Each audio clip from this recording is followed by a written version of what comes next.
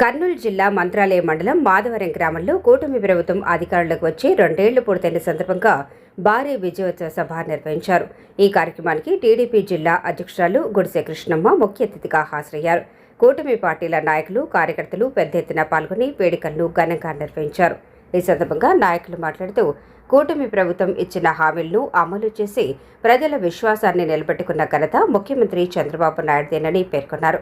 రాష్ట్రంలో గతంలోని విధ్వంసకర విధానాలకు తెరదించి సంపద సృష్టి, సంక్షేమం అనే ద్వంద్వ లక్ష్యాలతో అభివృద్ధిని వేగవంతం చేస్తుందని టీడీపీ ఇన్ఛార్జ్ రాఘవేంద్రారెడ్డి తెలిపారు.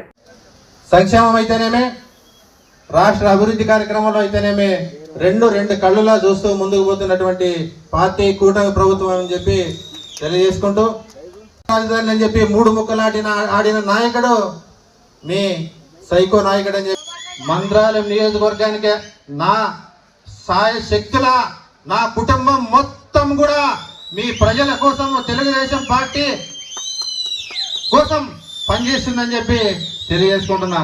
టీడీపీ జిల్లా అధ్యక్షురాలు కృష్ణమ్మ మాట్లాడుతూ బడుగు బలహీన వర్గాల అభ్యున్నతికి కూటమి ప్రభుత్వం కృషి చేస్తోందని, మంత్రాలయం నియోజకవర్గాన్ని రాఘవేంద్రారెడ్డి అభివృద్ధి దిశగా ముందుకు తీసుకెళ్తున్నారని తెలిపారు.